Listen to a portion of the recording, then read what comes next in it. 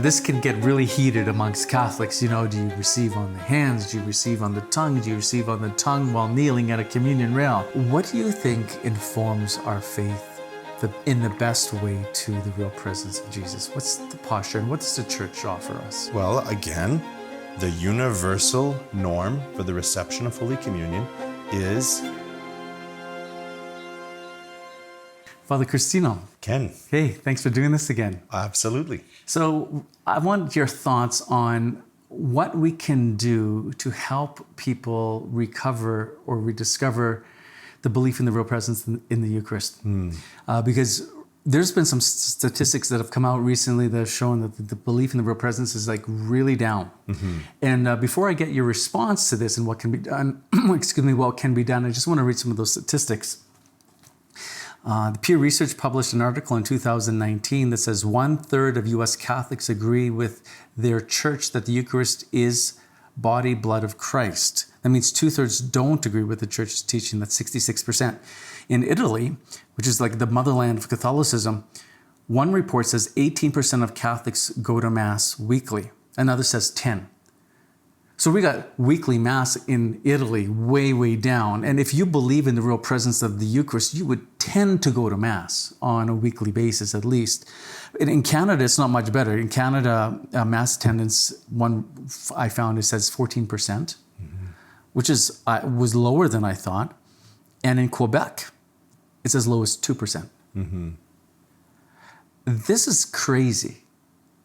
Like, the Eucharist is the source and summit of our faith. It is God with us, his body, blood, soul, divinity. How is it, well, first of all, how is it that we have lost the belief in one of the most essential teachings of our Catholic faith? It's the most important question, I think, that we need to address right now in the life of the church. And the question, and it doesn't just have a simple answer. I think a lot of people very simplistically will say, obviously it was Vatican II. Vatican II ruined everything. The Novus Ordo Mass ruined everything. Communion in the hand ruined everything. Okay, well, now you're listing multiple things. If any one of them were the explanation, then it would be an easier fix. And I don't think you can say any one of those things is the silver bullet that has executed our belief in the real presence of Jesus in the Eucharist. I think there is a general crisis of catechesis that we are living through right now. Catechesis and evangelization are not at odds with each other. They ought not to be seen as needing to be separate from each other.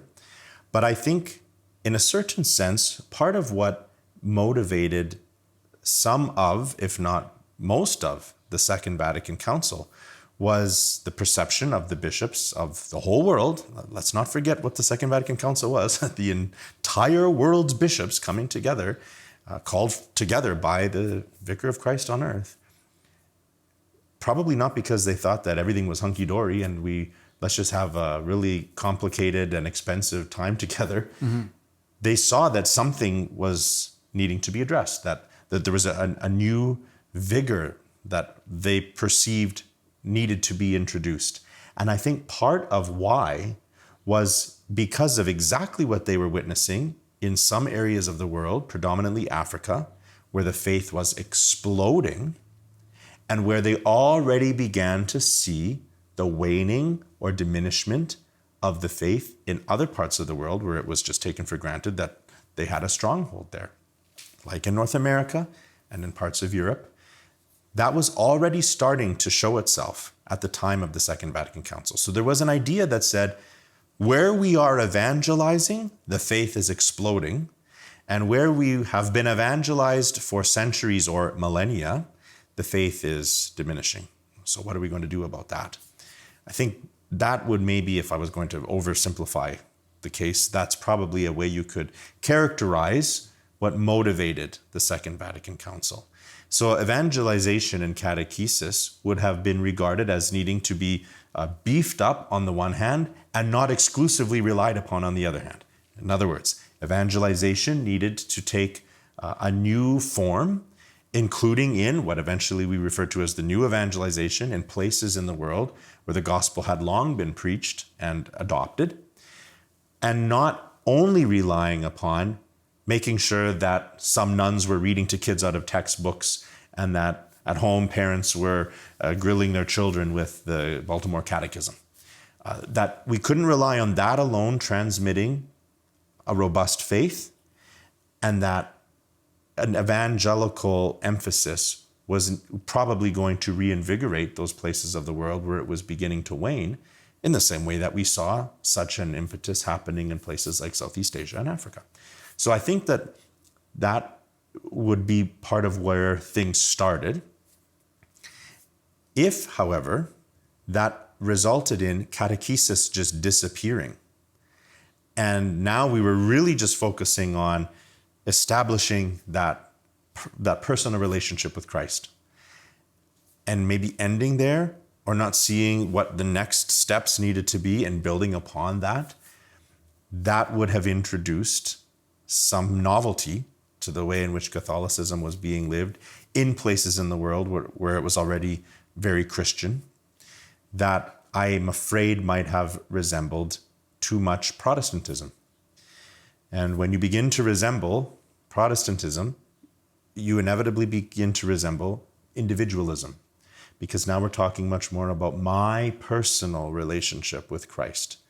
And as you become detached from understanding what it means to be part of the mystical body of Christ, the church, and now it's me and Jesus and our friendship, as that begins to take over your mind and your spirituality, you can imagine how that will begin to impact the way in which you look at everything on the table. Mm-hmm. And if that kind of individualism begins to seep into your regard for the Eucharist, and when I say the Eucharist, I don't only just mean the consecrated host, but the celebration of the holy sacrifice of the Mass, it begins to diminish if you're not getting something out of it. And that's the category that we hear all the time. I don't get anything out of it. So if the homily isn't good, or the music isn't good, or the building is ugly, I don't get anything out of it.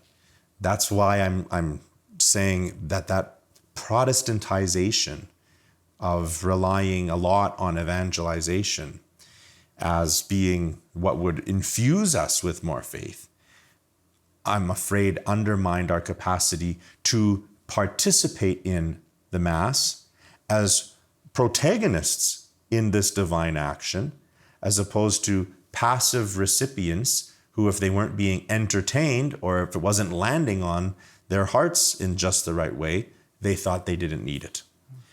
And the response to that, I think, was to kind of panic and want to make Mass more engaging and more inviting and get more people involved. And so what did that mean? More people doing more jobs during Mass. If they've already started down that track where it's about me and what I'm getting out of it, you are just going to continue to amplify. It's just going to get bigger and bigger and further away from the real point, which is what I have come to Mass to participate in, which is the renewal of the sacrifice of Christ on the cross as it's offered to the Father. And if we start missing that point, everything falls apart. So interesting. So your observation of trying to get more and more and more people and more, am I saying this right, ministries involved in the celebration of the Mass, then we have missed something here. Right. And exactly, say it again, what did we miss? What we missed is the understanding that I have come to Mass not to receive, but to give. The Holy Mass is the worship of God. That is His due. We owe that to Him. That is what religion means. Aristotle categorized religion as a virtue and as a particular virtue of justice. So the general virtue of justice is rendering to the other what is their due. Aristotle took that down into religion and said, religion is the virtue of rendering unto the gods what was their due. So, of course, the gods, he was a Greek polytheist, but we can then take that into meaning we owe this to God. And so if I come to Mass to asking, what am I going to get out of this? Who's giving the homily? What's the opening hymn? And I don't like any of those things, so then I'm now turned off from this. You had it wrong before you walked through the door. You mean we don't owe it to the children to have children's ministry? Now, don't goad me into trying to start getting specific here. My point is that if we think at Mass we are there to entertain or be entertained, we've all missed the point. Well, I'm going to go back to that children's ministry because I never gave it a thought, actually. Never thought Janelle and I are raising our family, bringing our kids to Mass, and there's children's ministry, and off they go. Well, that all stopped during COVID. Right, yeah. And all of a sudden now we're in the pews with our kids, and then we also started attending the traditional Latin Mass for a year, and they didn't have children's ministry. So you're in the pew with the kids. We don't attend there now. It was a wonderful experience, but when we started going back to the parish that we were in now, it's like after COVID, they never started it up again. Right. But I think there's something, if there was a children's ministry, I wouldn't want my children going because I want them to be with me so they see me worshiping God. Right.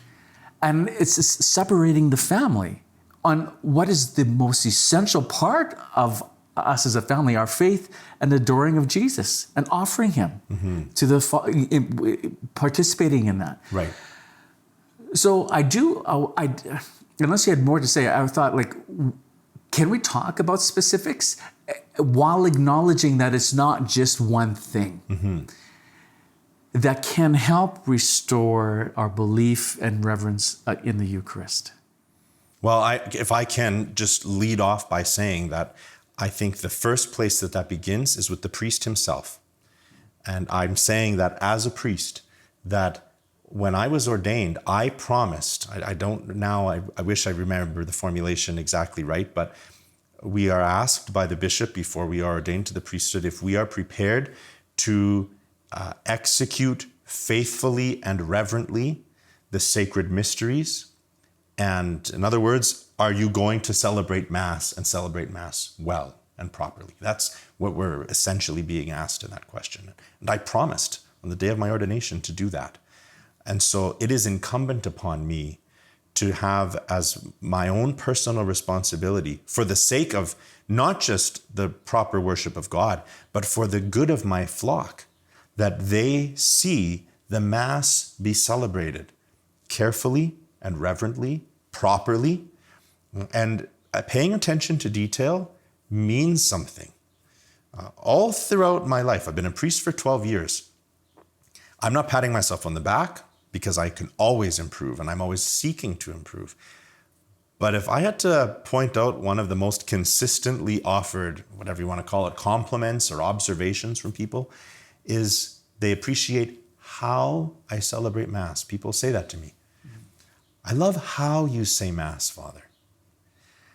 And if I ask them what specific details stand out to them, it's always something little.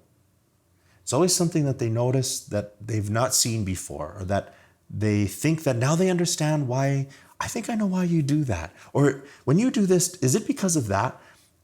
Those little things are noticed. And I don't think you would call that entertainment. They're not being entertained. They're being drawn into the mystery. And so it's the way we're going to really restore a Eucharistic sense among the faithful and a Eucharistic revival in the church, it's going to have to come from us priests, that we show that care and diligence. That word diligence comes from the Latin word diligere. It means to love. Being diligent means being loving.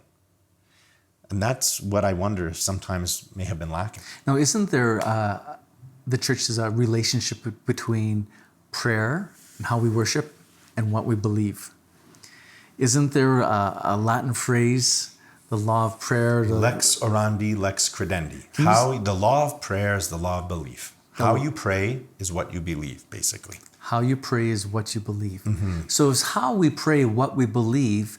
What does it say when our belief goes down regarding how we've been praying? Well, there's obviously a direct correlation. So if now we have statistics that suggest that people don't believe in the principles of our faith, they don't believe, if we found out tomorrow that most Catholics who make the sign of the cross umpteen times a day don't believe in the Blessed Trinity, we would say, oh my gosh, we have a very serious problem.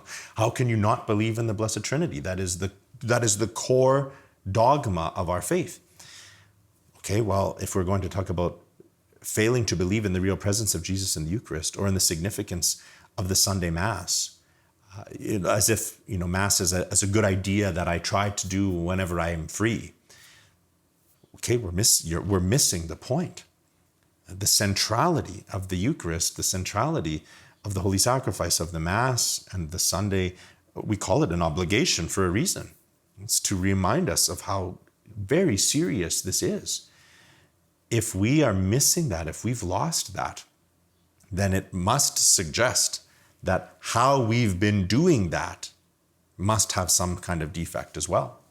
Okay, so can I bring up some specifics maybe of how we have been doing things, and perhaps it's informed or eroded our belief, maybe. Like talk about music within the Mass. I have been in ministry for 25 years, and earlier on in the ministry, I saw it myself, and then I participated leading music with guitars, with drums, with what would be considered contemporary music that would resemble the sound and styles that you would hear on the radio. I think the attempt was to be relevant. Mm-hmm. And now I look back and think, hey man, there's a lot of things I wouldn't do now like that. Mm-hmm. And I have my reasons now, but do you think that is something, music within the Mass, that we could look back and say, okay, maybe we can re-examine this here and what we have been doing and do it more excellently to inform our faith? Mm-hmm. Because how we worship dictates what we believe. Right. Absolutely. And at the same time, you use the category of contemporary music. I know some incredibly gifted musicians who, if you were going to talk about the quality of what they produce, you could record that and put it on Apple Music. It's so good. So it's not even necessarily the quality. I think if we question quality, anything can be done poorly and anything can be done well. So whatever we're doing has to be done well if it's going to be done in the Holy Mass. That's the first principle. But then, is everything we do well what's called for here and now? That's a deeper question. Is everything that we do well what is called for here and now? And I think the first way to answer that question is, well, what does the Church ask for? What is called for?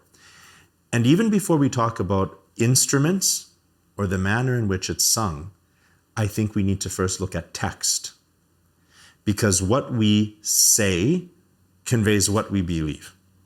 If we don't say what we believe, then we're being dishonest. And if we say things we don't believe, then why are we saying them? So the text of the Mass is extremely important. And what I think many people don't realize is that every single word of the Mass, every Mass of the entire year, is prescribed. And almost all of the words of the Mass that are referred to as the propers, meaning that are what pertain to this Mass specifically, as opposed to what is called the ordinary, meaning the things that are said at every single Mass and always repeated exactly the same. The propers are all scriptural, and they almost always come from the Psalms. And this is where we receive what we now refer to as our antiphons. And so an antiphon is not just a recommendation that you can use if you want or not. The text is meant to convey something at this specific Mass. If you pay attention, like we recently dedicated our new church building here in Strathmore, the texts that were used, the antiphons that were sung at each of the different moments of that Mass, I was the MC of the Mass, so I needed to focus on a lot of details. But there were some moments when I felt like I was just being transported away into some other place, because when I opened that door for the first time, and our people were about to walk into their new church for the first time, and we began to sing Psalm 24, "Lift high, you gates, let him enter, the King of glory." That psalm means something very different in that moment. That text, I think, penetrated our hearts when, for the first time, the church was illuminated, and we began to sing from the text of the psalm, "How lovely is your dwelling place, Lord God of hosts. How I long to live in your dwelling place." Those texts teach us. And so I want to emphasize, before anything else, the attention that we pay to the texts of the Mass. And are we making sure that we use them, that we acknowledge them, and not just see them as placeholders where any old thing could just be put in there because I like it. This is what has to be always returned to. What motivates what I do? And people ask me this a lot. As the priest, it's a normal thing to ask. "Father, what's your preference?" I don't have preferences. My preference does not belong in the Mass. No one's preferences belong in the Mass. Only God's. And God has spoken to us through his church, and his church has handed us on a silver platter what she's asking for. And so that's what needs to inform something around the question of music. Then when we get into the technical categories of instruments and melody and tempo and rhythm and all of that, I'm not technically aware enough to comment on that extensively. But then again, we need to ask ourselves, are all of those factors matching what we're doing in that moment? I was very struck once by watching, I think it's Brian Holdsworth. I think he produced a video where it was the scene from the Passion of the Christ when Jesus was about to institute the Eucharist. Mm-hmm. And then as he was taking the bread, the soundtrack of the movie, which is like chilling, stopped and was replaced by, I think, some kind of banjo or something like that. Yeah. And it was like, so jarring. Whoa, that music doesn't belong with this moment. I thought that was a very insightful way of demonstrating that point. Doesn't the church recommend a type of music, though, above others?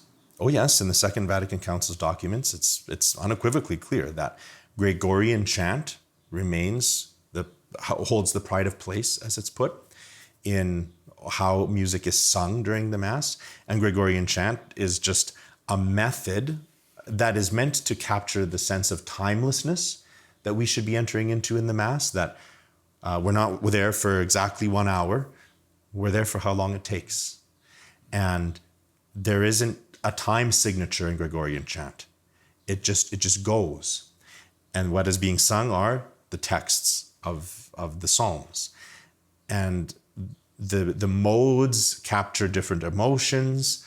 So Gregorian chant is still told to us from the Second Vatican Council that it holds the pride of place, as well as the instrument of the organ, because the organ it's designed to capture as full a range of human voices as possible.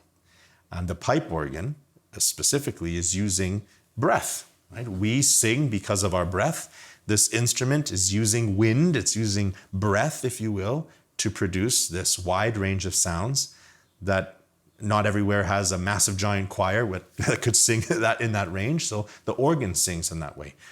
Those are just handed to us by the Second Vatican Council as being what is the standard and universal expectation. So we can't pretend like that's not true. And we can't pretend that it's not true, that's usually not how it goes. And so again, that begs the question, what does that mean? What have been the implications of that? Yeah. And I always want to say, because I come from just normal parish settings, and where wonderful, faithful people do whatever they can to give as generously as they can, however they're gifted musically, with the only intention of elevating our worship. I agree. I know that's what they're doing. And so I am very careful to just roll in there and disregard that fact. But I think it does still bear upon us to enter into these conversations so that we can all try and say, what can we do to work towards having that essence captured in what it is that we offer God at Mass? Well, honestly, this is something that really caught my attention when we first went to the Latin Mass. It was the music. Mm-hmm. I don't think it ever been, or maybe I didn't remember being in the Mass and having sacred music like that chanted, and it just was so moving, and it also seemed so fitting. Mm-hmm. It seemed like this music belongs here.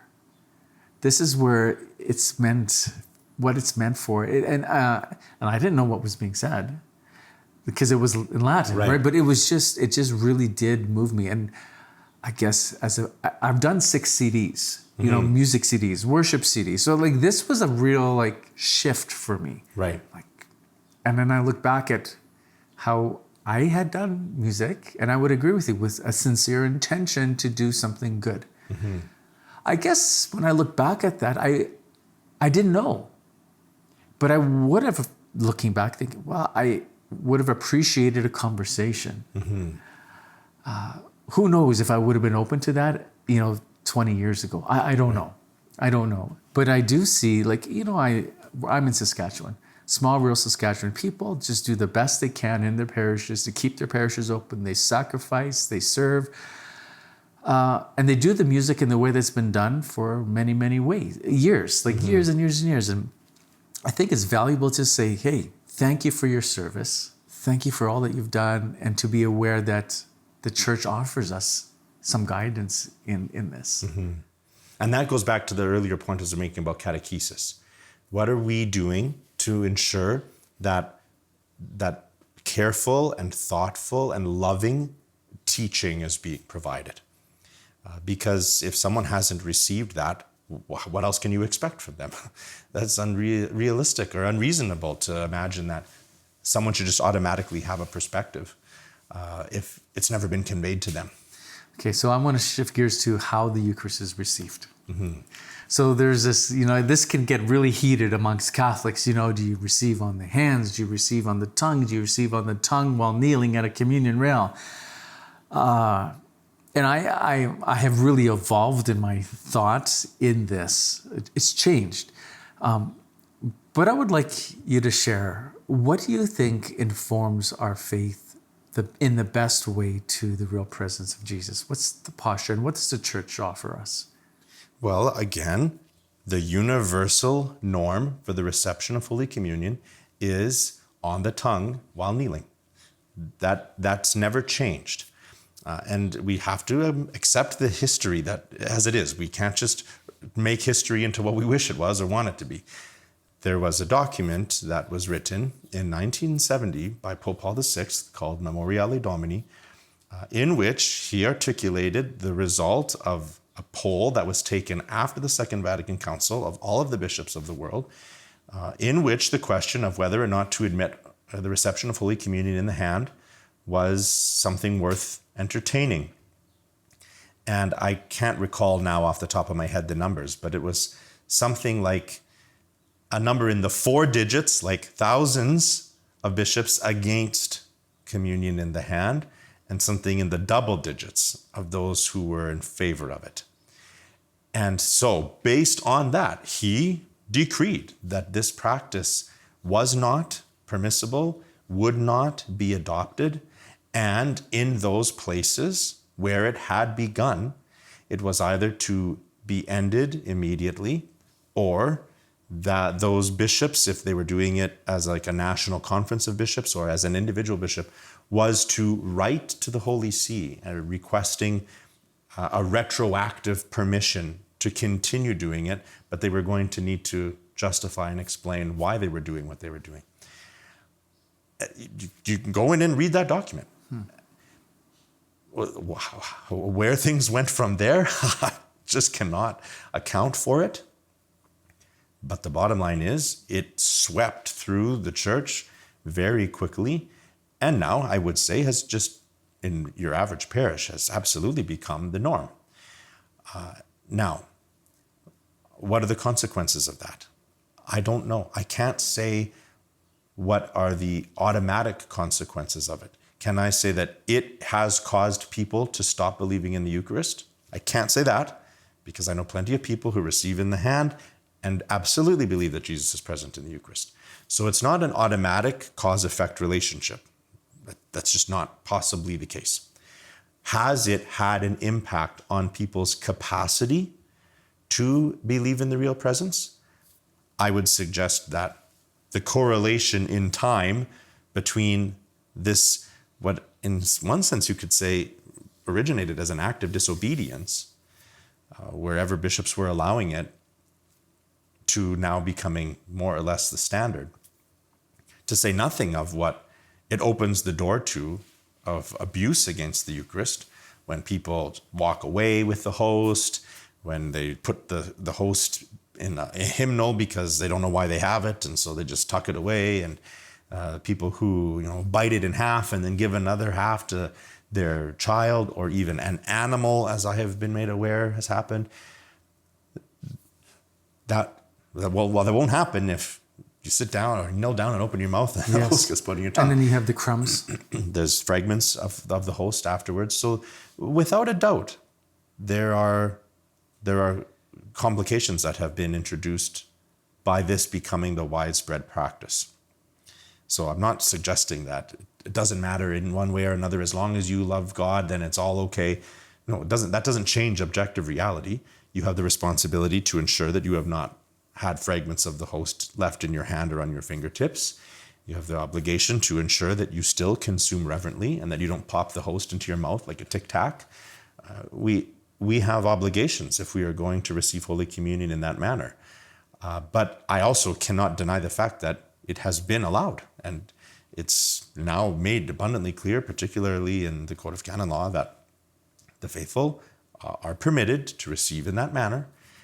And if that's the case, I can't turn around and then just say, no, they can't, or no, they shouldn't, because now how am I supposed to rise above what the Church herself has said authoritatively? So I can't go that far, but I can observe what I call the correlation in time of where we seem to watch this precipitous decline of belief, at least appearing to coincide with when we became very familiar with the Eucharist.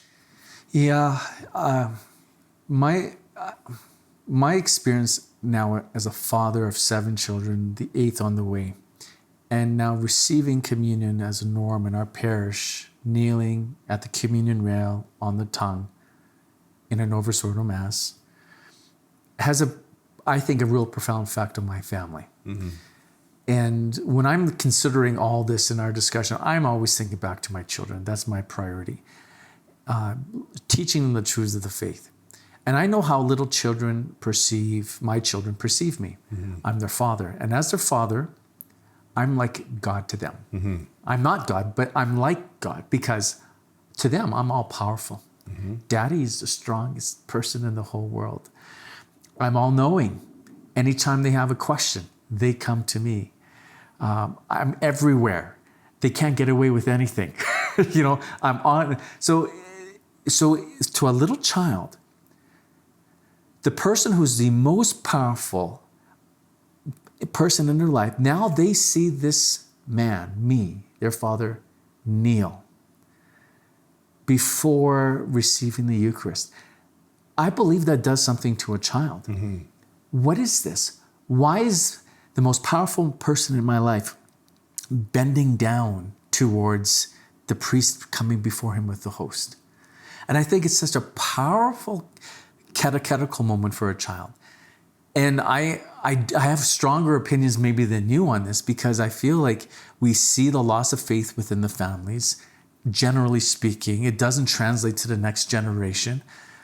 If we keep on doing what we're doing, we keep on getting what we're getting. We got to change something. If we just keep on doing everything, and the mass attendance is down. One of the things that I have changed is my reception of the Eucharist. I think it's what the Church has offered as the preferred way traditionally. why not do that? I'd lose nothing. Maybe it's a little humiliating because no one else does it. Well, I could always be humiliated. I have too much pride anyway. But I think about my children. I want them to see this. And then when we're at this communion rail, they see all the other fathers and mothers kneeling down, doing the same thing. It's like this public display of humility. It's not casual in any way. And I think if we take our faith casual, we end up a casualty. There's nothing casual about approaching the altar rail to receive God Almighty. It's not I'm pulling my hands out of my pockets. It's not I'm not chewing gum. I'm in a posture of preparation. I'm waiting for the King of Kings and the Lord of Lords to come, and I'm offering myself to him. Whereas if you're receiving, let's say in most places while you're in line, it's all this movement. You're the next one in line. I just can't say enough about the beauty that I have experienced as a family at that rail. Like it moves me to tears. And I wish for others to experience it. I wish that other fathers could to have that experience.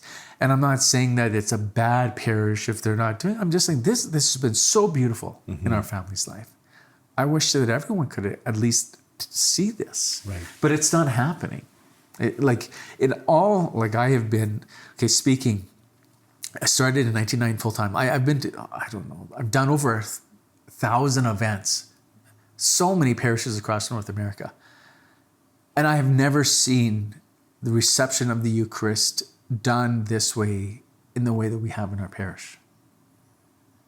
So I just feel so blessed. I've seen it at the communion rail, where there's one priest working the communion rail, other priests coming forward. Other times I have kneelers, and there's an option there and an option there, and people can do what they want. And that's beautiful. But there's something about like everyone just kneeling. What's your thoughts? Well, first of all, thank you for sharing that. It's because what you've just done is you've given a testimony, right? You're not condemning anyone. You're not saying anything critical about anyone. You're affirming the beauty of what you have witnessed, what you have personally been impacted by, what you believe and hope is informing your children. That's beautiful, right? If I were to try and provide some explanation as to why I think you have such a profound experience that way, has to do with our church architecture, which again, I think we've lost a sense of why have our churches been built the way that they are? What do they signify? What is meant to happen when you look into the sanctuary of our churches? That elevated area, if it's elevated, filled with beautiful things, if there is beautiful things in there, that is at the front for everyone to be looking at. What we're supposed to be experiencing as the entrance procession of the Mass begins, we are making a pilgrimage. The church is making a pilgrimage. And where are we going? We're going to heaven. So what happens when you look into your sanctuary? Your mind and your heart are meant to be lifted up, and you're peering into heaven. That's why the most beautiful sanctuaries are filled with beautiful ornamentation and statues of the saints. Because who's in heaven? The saints. Or we see an image of the Blessed Virgin Mary or Saint Joseph or the patron saint of that parish. And we're reminded that's where we're going. We're going to heaven. And Father's supposed to be helping us get there. We're coming up behind him. And where there's a communion rail, I think you have the experience of kneeling at the gate of heaven. And instead of getting to go in, Jesus comes to you. You want to talk about humility. The second person of the Blessed Trinity lowers himself into a piece of bread and lets himself come from heaven into your mouth, into your heart, to tide you over until whenever is that day that he will bring you to heaven. That's what's happening at that moment. And if instead what's happening is some kind of free-for-all and people bumping into each other and you're filing up in two lines and next, I think we can appreciate why we won't have that experience. Or if the sanctuary that you're looking into looks like IKEA, you might just not think about heaven. And I wouldn't blame you. I don't think about heaven when I go to IKEA. Yeah. I just don't go to IKEA. Yeah. So I think we just have to be conscious of how every element of our space, of the sound of that space, of the design and decoration of that space, how we bring ourselves to that space, what we do with our bodies while we're in that space, all of those things work together to create the experience of what the holy sacrifice of the Mass is meant to accomplish in our lives. Do you think there is a connection between the decreased sense of sin and also the loss of belief in the real presence of Jesus in the Eucharist? Do you think there is a correlation there, or they're connected in any way? Well, probably. I think, again, I'm only diagnosing the past, not having been in it at the time myself. So there's only so much I can really say, but the sense that you get, especially when I talk to my older brothers in the priesthood, is that they grew up in a time, or that they were coming of age as priests in a time when everybody just felt bad about everything. This idea of Catholic guilt, that everyone just thought they were bad people. I don't know if that's true. I don't know if that's an overgeneralization, but you hear about that being the way that a lot of people felt. And so as the pendulum swings, what was the correction for that? To not let people feel like they're so bad. And how does that play itself out practically? Well, maybe you begin to diminish more and more how sinful something actually is, or the gravity of something. And you start to make people try and feel better about themselves. Don't feel so bad about that. We all struggle with that. It's not such a big deal. As long as you don't do this and you only do that. And if it does erode your sense of sin to the point where you begin to feel like, I don't feel bad, or I don't think I've done anything wrong. I'm not a bad person. How many people say that about themselves? I don't know. I'm not a bad person. Or they stop going to confession altogether because they don't even know what they would say. And then they lose a sense in which confession and contrition for their sin was actually what prepared them for the worthy reception of Holy Communion. If you're not receiving Holy Communion worthily, it can't have the impact on you that it's supposed to. Mm-hmm. That is an objective reality. If the door is closed, Jesus is not barging in. So those communions just sit at the locked door of your heart. And if he can't come in, what is happening then? So there's absolutely a connection that can be made there. It doesn't necessarily mean that it has been consciously chosen by the person who is now culpable for that failure. But it doesn't change the fact that perhaps the graces and the mystery of the Eucharist is just not penetrating their heart and soul anymore. So when we go back to this law or this rule that the church has, the way we worship dictates or shapes what we believe. There is a lot of talk of the direction that the priest faces when he's celebrating Mass. Either he's facing the people, or he's ad orientem, facing liturgical east. With this in mind, how we worship informs what we believe. What does the church offer us in this case? Well, I think a very strong case can be and has been made for the priest facing the altar when he celebrates the Mass. Hearkening back to what I was saying about the sanctuary. If you in the pews are all looking into heaven, well, why is Father looking at you? I think that the concept at the time that versus populum or orientem, towards the people, came into effect, it had that anticipated hope that it was going to draw people in. As I was saying, the role of the priest is to draw people into the mystery.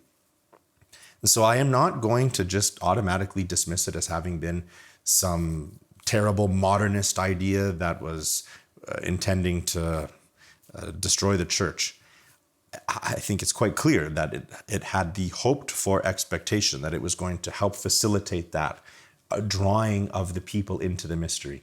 Because let's face it, when Mass was whispered, and if out loud, in Latin by someone far away who is not facing you, I think you could appreciate that it might lend itself towards boredom, where you're sort of looking around, or you don't care what's happening at that part, or maybe you don't know where your place is in the missal. I don't think it's unreasonable to imagine that that was many people's experience at Mass.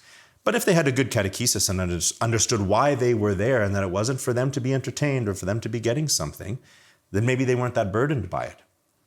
But as that understanding might have diminished over time, you can, I think, appreciate why there might have been expected that some changes to the orientation was going to help correct that and draw people in. And to this day, I believe that it still does have the capacity to do that. One of the things, I don't know if my own parishioners would even really notice that, but I don't look at them. I don't make eye contact with them when I'm facing them. I only face them when I'm celebrating Mass. There's a crucifix on the altar. I'm regularly looking at that to remind me how to orient my heart and my mind in what I'm doing as I celebrate the sacrifice of the Mass. And when I speak to them, I look at them. And any other time I'm speaking, I'm not speaking to them. I'm speaking to God.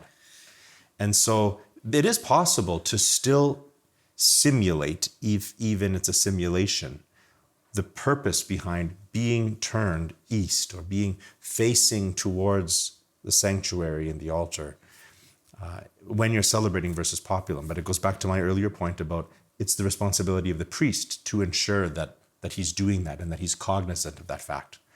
Otherwise, even what we're saying can be lost on people. You know, like I think about the part of the Mass where we say, Lord Jesus Christ, you said to your apostles, peace I leave you, my peace I give you. Okay, Jesus Christ is in the host on the altar at the moment when I say that. But if I'm going, Lord Jesus Christ, you said to your people, peace I leave you, my peace I give you. There's a disconnect there. I'm not talking to them. I just said, Lord Jesus Christ. So I'm looking at him because I'm talking to him. But I have to be conscious of that. So you forgive me for not remembering the name of the book that gives you instructions on how to say the Mass. The Roman Missal. Okay, Roman Missal. Well, what does it say about the posture? It doesn't specify where the priest is to be looking. And in earlier iterations, it assumed he was facing the altar because it would say, turning to face the people, he says. So it expected, even after the Mass of the Second Vatican Council had been fully implemented, it was expected that he was still facing the altar. Otherwise, that rubric that he turns to face the people wouldn't make sense. It wouldn't be there. So how does this change? At some point or another, again, it's sort of like this, we say the mystery of faith at every Mass. Well, there's a lot of mysteries beyond just our faith that I cannot account for how some of these things happened. But over time, some other innovation was introduced where it would now suggest that it seems to say that the priest is just facing the people all the time because that rubric is not any longer there. Well, the reason I bring this up, obviously, is because we started off talking about the decrease of belief in the real presence of Jesus in the Eucharist. And so I look back, well, what has changed? Mm-hmm. This is a change. I would assume that more people believed in the Eucharist in the real presence 60 years ago than they do now. I don't have the statistics. I'm assuming. I know that's true for Quebec, for example, because the churches were full. What did they believe at that time in Quebec? It's hard to know. They were going to Mass, but how'd you go to Mass and have this huge attendance of population and just over a short few years, everyone in Quebec stops going? I have a name for that. I can't remember. The Quiet Revolution. The Quiet Revolution. Mm-hmm. So there's obviously something wrong with their belief in the Eucharist. In a short few years, you just leave. Right. So there's an underlying issue there, more than just the posture of the priest. Well, that's why I say about this whole dynamic that led to the Second Vatican Council. Please, let us not live in some make-believe fantasy land where everything was perfect and then one day some crazy pope decided to have a council where all the bishops got together and systematically agreed to change everything. That can't be what happened. I think Mass attendance diminishing does not necessarily and automatically mean that When Mass attendance was full, everyone believed in the Eucharist, and now Mass attendance is diminished, so people don't believe in the Eucharist anymore. What if people just went to Mass out of a sheer sense of routine and obligation and didn't care and weren't paying attention and were afraid that they were going to be gossiped about because people would notice that they weren't at Mass? Don't tell me that there was not some of that going on. That doesn't mean that they believed in the Eucharist. It was also very common to not receive communion. People would go months at a time staying in the pew. So it's not necessarily the case that everything was peachy keen and then one day everything got ruined. This was happening over time. And just because now things are in what look like a desperate state doesn't mean that God doesn't have a plan that's already actually taking shape. And I see it now. I work with young adults. For the last 7 years, I've been working exclusively with young adults before, I would say very happily coming back to just normal parish ministry. These young people do not have an axe to grind about the Second Vatican Council. They are not nostalgic for the past because they don't know anything about that past. They're coming to discover things completely inadvertently and by accident about the history of liturgy and worship and how the Mass was celebrated. And when they receive in that way, when they participate in a Mass celebrated in that way, it just speaks to them for some reason. And I think the reason is it's transcendent, it's mystical, it's not what they've ever experienced before. It's not ideological. It's very sincere. And it's to our detriment if we think that, well, I know better than them, so I'm going to beat that out of them because they shouldn't want it that way. I won't get into that. That's a whole other problem. But Okay, question slightly related, but your thoughts on adoration of the Blessed Sacrament? Well, okay, now we're moving in a different direction that I think is very important to give some attention to, because yes, you can point out all of these things that, should this be happening? Should that be happening? Why did we allow this? Why did we allow that? As you can see, I don't have answers to why all of sorts of these things that have changed. They just have. I don't know the extent to which they are responsible for leading to the crisis that we face right now of people not believing in the Eucharist. But I will say at the same time as that's happening, something else has been coming up with great force over the last number of even decades, and that has been adoration of the Blessed Sacrament. And it speaks to people in a way that, because they have come completely disarmed, they don't know what they're looking for, they don't know what they want. The number of people that I've talked to who have just said that as soon as adoration started, something happened to me. I know what happened. Jesus Christ appeared in your midst and showered you with his love, and you responded. Your heart responded. If we want to talk about restoring belief in the Eucharist, we cannot underestimate the role that will be played in facilitating opportunities for people to come into contact with Jesus in the Blessed Sacrament outside of the Mass. And if they become familiar with him there, if they fall in love with him there, are they going to wonder how he got there? Why is this happening right now? Adoration of the Blessed Sacrament is extending in time our worship of the Eucharist in the celebration of the Mass. And so if they have this encounter with him there, it will be very natural for them, working their way backwards, to eventually say, I see now why I have to love this. And so I really believe that putting a lot of emphasis in our parishes, in our where we still have Catholic schools, it's one of the most beautiful moments of my ministry, when I can bring class by class down to the littlest children who haven't even received their first communion yet. They'll believe anything you tell them.